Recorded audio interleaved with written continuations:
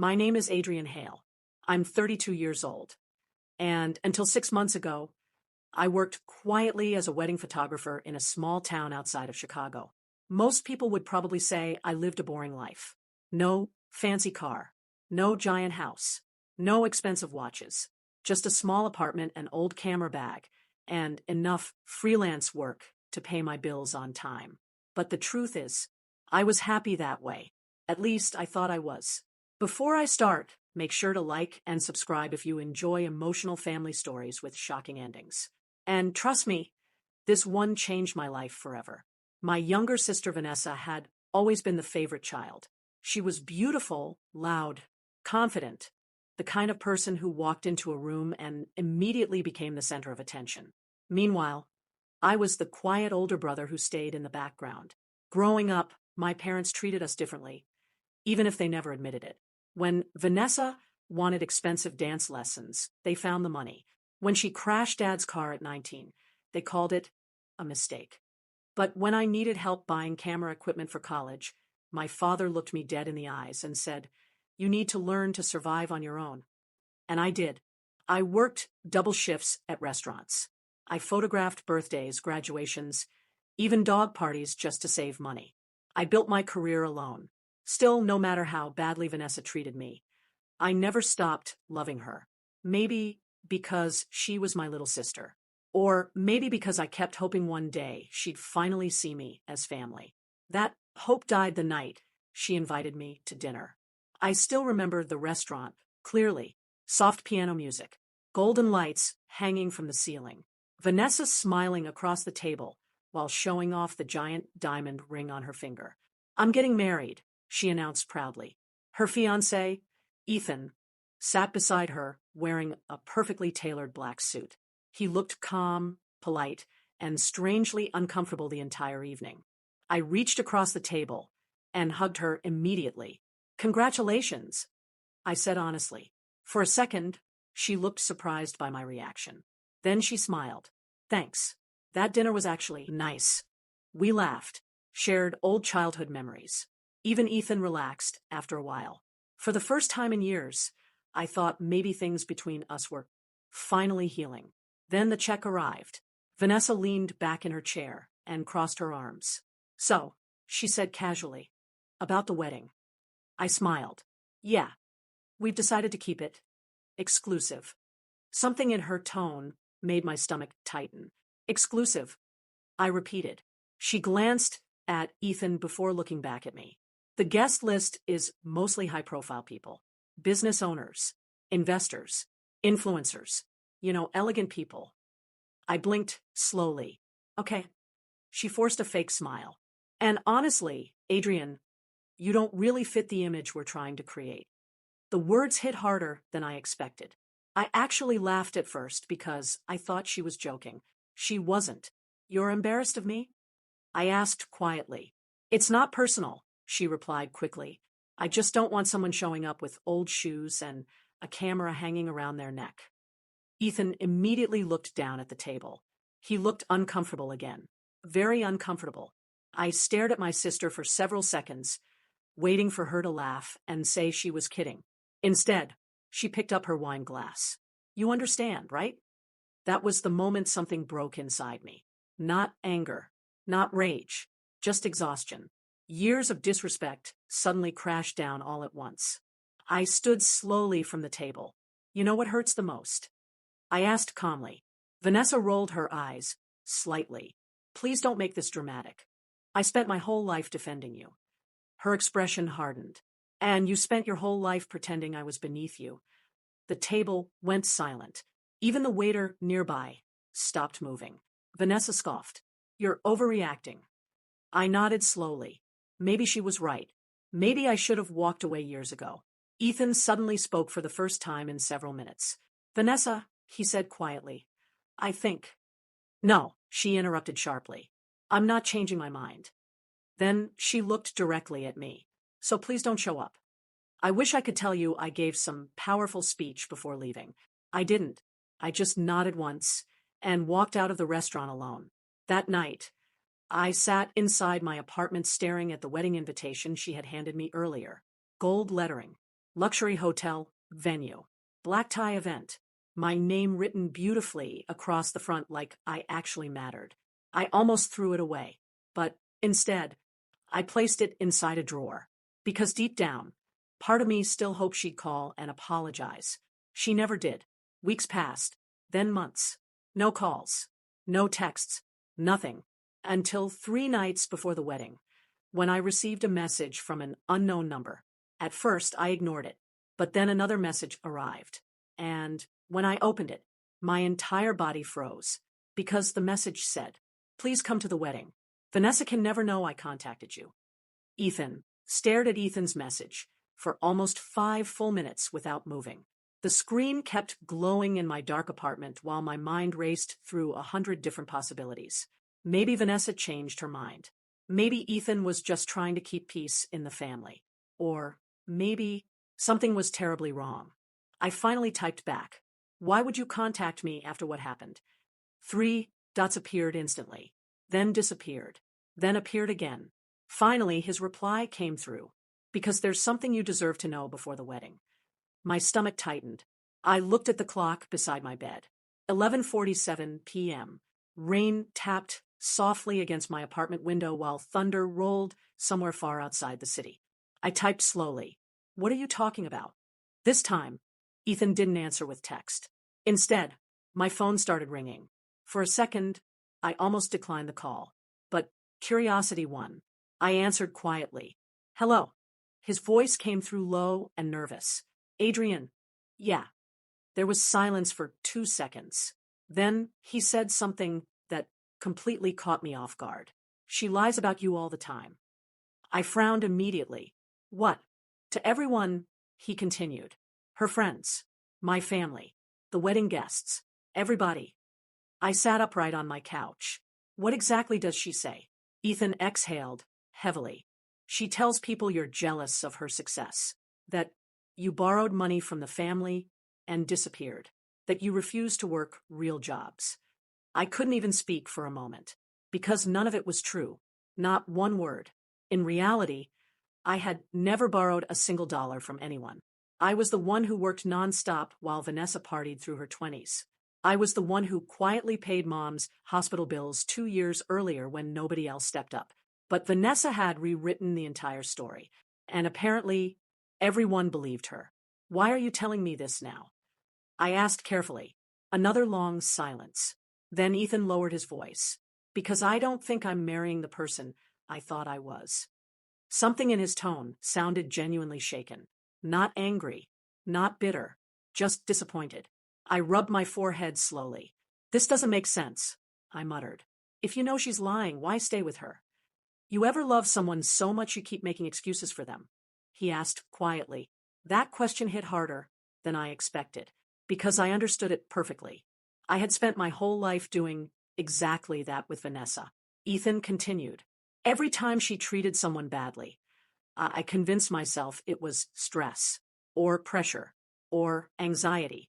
But lately," he paused. "It's getting worse." I didn't answer. Outside, rain hammered harder against the windows now. "She talks about people like they're objects," he continued. "Status, money, image, followers, connections. Everything is about appearances. And you're just noticing this." I asked before I could stop myself. He sighed softly. "I deserve that." For the first time during the call, I actually felt sorry for him. Not because he was innocent, but because I could hear the regret in his voice. Then he said something unexpected. "She keeps comparing herself to you." I frowned again. "That makes no sense." "It does to her." I stayed quiet. Ethan hesitated before continuing.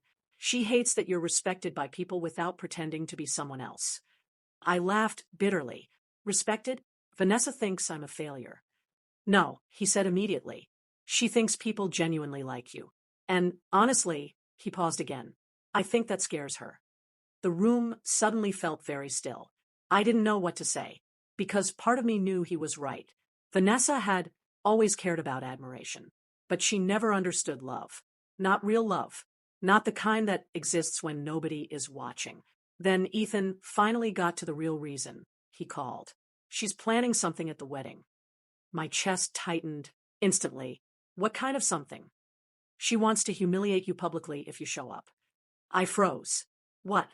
She thinks there's a chance you might ignore her warning and attend anyway. So she already told security not to let you inside. I clenched my jaw, but Ethan wasn't finished. And she prepared a speech joking about her pathetic brother who couldn't handle success. For a second, I genuinely couldn't breathe. Not because I was shocked, because deep down, it sounded exactly like Vanessa. Cruel, calculated, performative, the kind of humiliation designed to entertain rich guests over champagne glasses. Ethan's voice became quieter. I couldn't stay silent after hearing that. I stood and walked toward my kitchen window, staring down at the wet streets below. Cars moved through the rain, while my reflection stared back at me in the glass. Tired eyes, messy hair, a man who had spent years begging for respect from people who never planned to give it. What do you want me to do? I finally asked. Ethan answered immediately. Come to the wedding. I turned around sharply. Why would I do that? Because there's more happening here than you realize. His voice sounded serious now, almost urgent. Before I could respond, he added, My father is coming. I frowned. Okay. You know who my father is, right? No. Silence. Then Ethan said the one name that made my heart nearly stop. Daniel Mercer. I blinked hard. The Daniel Mercer? The billionaire hotel owner, whose company owned half the luxury buildings downtown? The same Daniel Mercer, whose charity foundation had once featured my photography work at a fundraising gala. I had met him briefly 2 years earlier. Just a handshake. Nothing more. You're his son? I whispered. Yes. I sat back down slowly, completely stunned. Vanessa had never mentioned this. Not once. Then, suddenly, memories started connecting in my head. The expensive venues, the wealthy guests, the obsession with image. She hadn't fallen in love with Ethan. She had fallen in love with the Mercer name. And Ethan knew it too. Then his next words changed everything. My father remembers you. Adrian. I frowned immediately. That's impossible. No, Ethan said quietly. It isn't. My pulse started rising again, because suddenly I remembered that charity gala very clearly. Daniel Mercer had looked through my photo portfolio personally, and before leaving that night, he gave me his business card, a card I had completely forgotten about, buried somewhere inside an old drawer in my apartment. Then Ethan said softly, And when my father finds out what Vanessa did to you. He stopped, but he didn't need to finish the sentence, because somehow I already knew this wedding was about to become a disaster. Barely slept that night. After my call with Ethan ended, I searched through every drawer in my apartment until I finally found the old business card buried beneath camera receipts and memory cards. The black card still looked untouched. Simple silver lettering. Daniel Mercer, Mercer Grand Holdings. Underneath was a private phone number I had never dared to call. I stared at it for a long time. Part of me wanted to throw it away. Another part wanted answers. But mostly, I just wanted peace. The next morning, I forced myself to focus on work instead of the wedding drama. I had a small engagement photo shoot scheduled downtown in Chicago. Normally, photography calmed me. Not that day. My hands felt distracted the entire shoot. Every smile I captured reminded me of Vanessa's fake smile at the restaurant. Every happy couple reminded me of Ethan's exhausted voice on the phone. By afternoon, my head was pounding. I stopped at a coffee shop near the Riverwalk and sat alone beside the window trying to clear my thoughts. That's when my phone buzzed again. Another message from Ethan. Can we meet today? Please. I stared at the text for several seconds before replying. Where? 30 minutes later, I walked into a quiet hotel lounge near downtown. And the moment I saw Ethan sitting alone at the corner table, I realized he looked even worse in person. Dark circles under his eyes, wrinkled shirt, hands shaking slightly around a coffee cup. This wasn't a man excited about his wedding. This was a man trapped inside it. When I sat down, he immediately spoke. Thank you for coming. You said this was important. It is. For a moment, he looked around carefully like he was afraid someone might overhear us. Then he leaned closer. She's hiding things from both of us. I crossed my arms slowly. What things? Instead of answering directly, Ethan pulled out his phone. Then he placed it on the table. "What you're about to hear," he said quietly, "is the reason I finally contacted you." He pressed play on an audio recording. Vanessa's voice filled the speaker instantly. Clear as day. "I don't actually care about Ethan." My chest tightened immediately. Another woman laughed in the background. Vanessa continued, casually, "I care about what comes with him." The room suddenly felt colder. I listened in disbelief while she kept talking. "Do you know how powerful the Mercer family is? Once we're married, my entire life changes." More laughter. Then her friend asked the question that made my stomach drop. "What about his father? Isn't he protective over the family image?" Vanessa laughed softly. "Please, old rich men are easy to manipulate." I looked up sharply at Ethan.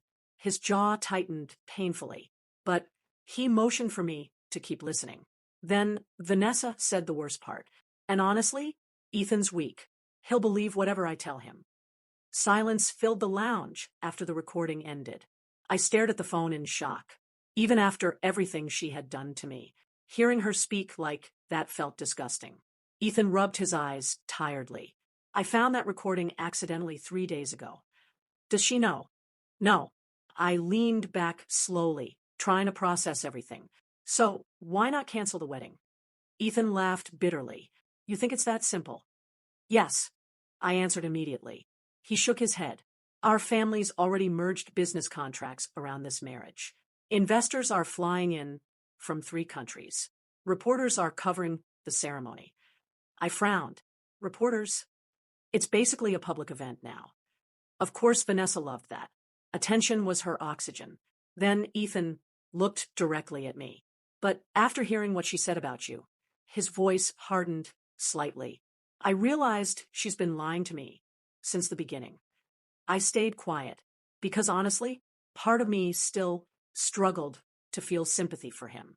He had ignored her cruelty until it finally affected him personally. Still, I could see the regret in his face, and regret like that usually comes too late. Then Ethan reached into his jacket pocket and slid an envelope across the table. "What's this?" I asked. "Open it." Inside was a formal wedding invitation, but not the one Vanessa had given me before. This one had a different label printed beneath my name. VIP family guest. I looked up in confusion. Ethan nodded slowly. "My father added your name personally this morning." "What?" "He remembers your photography from the charity gala. Apparently you impressed him." I blinked in disbelief. That was years ago. "He still remembers." Then Ethan hesitated before adding, "And there's something else you should know." The serious tone in his voice made my chest tighten again. "What now?" "My father hates fake people." I almost laughed. "Well, then Vanessa's in trouble." "No," Ethan said quietly. "You don't understand." He leaned closer. "When my father discovers someone used our family for status, he destroys them completely." A strange silence settled between us, not because I enjoyed hearing that, but because I suddenly realized how dangerous this situation actually was becoming. Vanessa thought she was marrying into unlimited luxury, but she had no idea the Mercer family already suspected her motives. Then Ethan said something unexpected. "He wants to meet you before the wedding." I stared at him. "Why?" He didn't explain. "When?" "Tonight." I almost refused immediately. I didn't belong in billionaire meetings or luxury family drama. I was just a photographer trying to survive. But before I could answer, Ethan quietly added, "He specifically asked for you." 3 hours later, I stood outside one of the most expensive hotels in downtown Chicago. The massive glass building reflected the evening skyline, while luxury cars lined the entrance. Doormen in black suits opened doors for wealthy guests entering the lobby. Everything about the place screamed power, and suddenly I felt completely out of place. I looked down at my simple dark jacket and old shoes. Vanessa's cruel words echoed in my head again. "You don't fit the image." For one weak moment, I almost turned around and left. Then the hotel doors opened, and an older man stepped outside personally. Tall, sharp gray suit, cold but intelligent eyes. Daniel Mercer, one of the most powerful businessmen in the country. And Somehow, he was walking directly toward me. When he stopped in front of me, he studied my face carefully for several seconds. Then, to my complete shock, he smiled warmly and said, "Adrian Hale, I've been hoping to see you again." My heart was pounding so hard I could barely hear the city traffic behind me. Daniel Mercer, one of the most powerful men in the country, was standing right in front of me, smiling like he already knew me. For a second, I honestly thought he had mistaken me for someone else. "Sir," I said carefully, "I think you may be remembering the wrong person." Daniel gave a small chuckle. "No, Adrian, I remember exactly who you are." He gestured toward the hotel entrance. "Walk with me." I followed him inside, still trying to process what was happening. The hotel lobby was breathtaking. Crystal chandeliers, marble floors, guests dressed in designer clothes. It looked like a different world.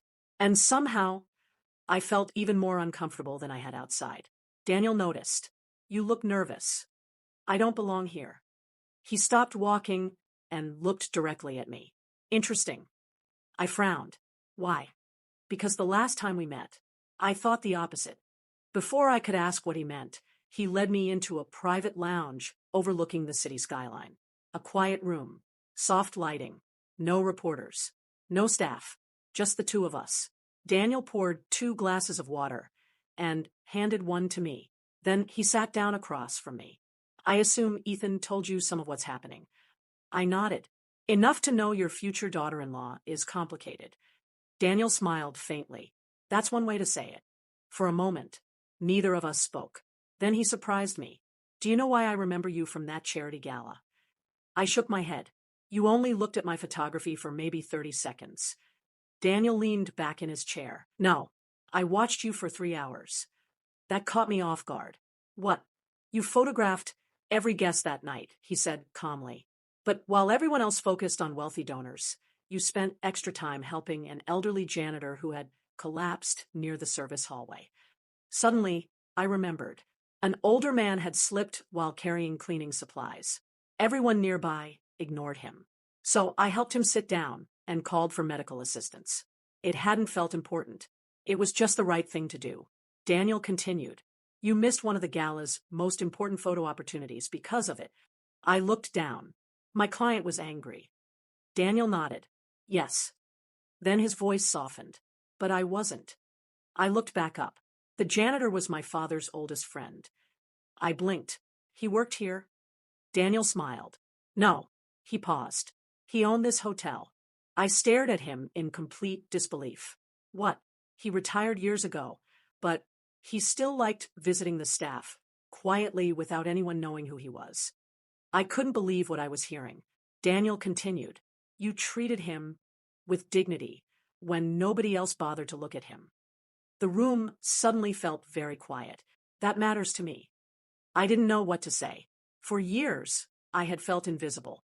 And somehow, someone powerful had noticed me when I didn't even know it. Then Daniel folded his hands. "That's why I invited you tonight." My stomach tightened again.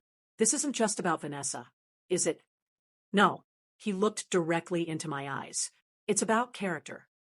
I stayed silent. Daniel sighed. "My son is a good man. Too trusting. Too forgiving." That sounded familiar. "He wants to believe people can change," Daniel continued, "even when they've shown him exactly who they are." I nodded slowly. "I understand that." "Yes," Daniel said. "You do." For a moment, his words felt heavier than they should have, almost personal. Then he reached into a folder beside him and slid something across the table. I looked down. It was a contract. I frowned. "What is this?" "A job offer." My eyes widened. "For what?" "Our company is opening a new international creative division. Branding, media, storytelling, visual campaigns." I stared at him. "You want me to work for Mercer Holdings?" "I want you to lead it."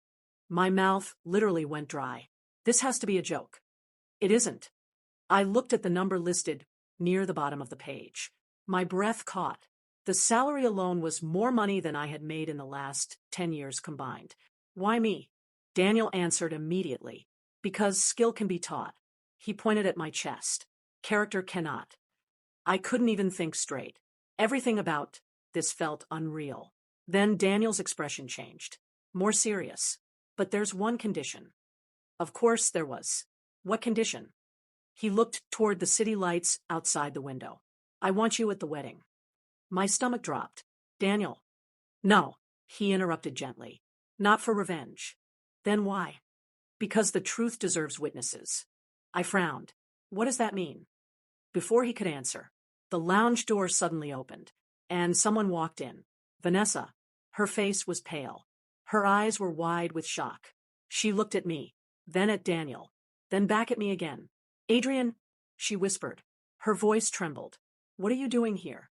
For the first time in years, I smiled, and before I could answer, Daniel Mercer stood beside me and placed his hand firmly on my shoulder. Then he said the one sentence Vanessa never expected to hear.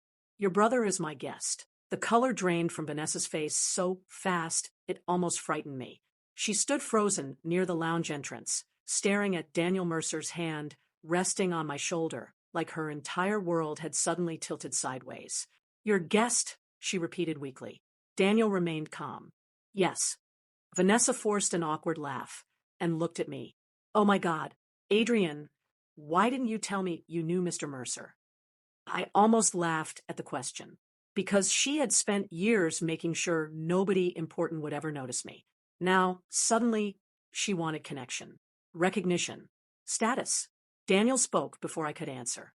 He didn't tell you because, unlike some people, his voice stayed smooth and controlled. He doesn't measure human worth through power. The silence that followed was brutal. Vanessa's smile started cracking instantly. Sir, I think there's been some misunderstanding. No, Daniel interrupted calmly.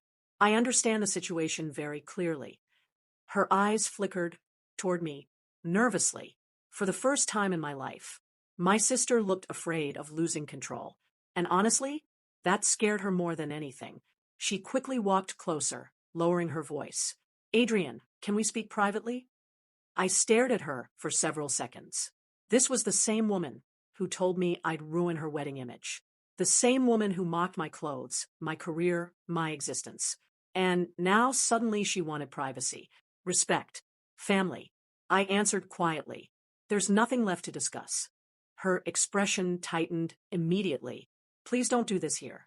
Daniel looked amused by that sentence. Interesting, he said softly. You seemed comfortable humiliating him publicly. Vanessa turned pale again. You heard about that? I heard enough. The room felt suffocating now. Vanessa's carefully built mask was falling apart piece by piece. Then Ethan appeared at the doorway, and the moment he saw us standing together, he knew everything had exploded. Dad, he said carefully. Daniel nodded once. Vanessa rushed toward Ethan immediately. Tell them this is all being blown out of proportion. Ethan looked at her quietly. No anger, no shouting, just disappointment. And somehow that felt worse. Then he asked her one simple question. Did you ever love me? The room went completely silent. Vanessa opened her mouth, but no words came out, because for once in her life, the truth couldn't be manipulated. Ethan looked down briefly and nodded to himself like he had finally accepted reality. Then he reached into his pocket slowly and removed the engagement ring. Vanessa's eyes widened instantly.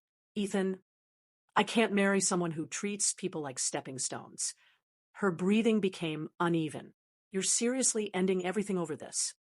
No, he replied quietly. I'm ending it because this is who you really are. She turned desperate immediately. Think about what this will do to us publicly.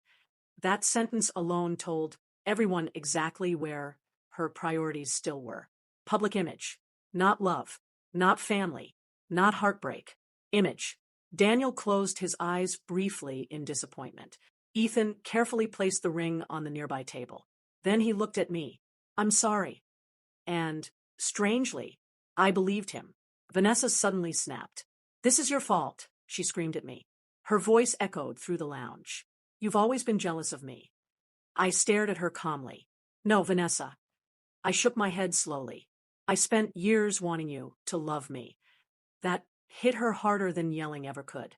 For a moment, I saw something flicker in her eyes. Guilt. Real guilt. but it disappeared almost instantly beneath anger and pride.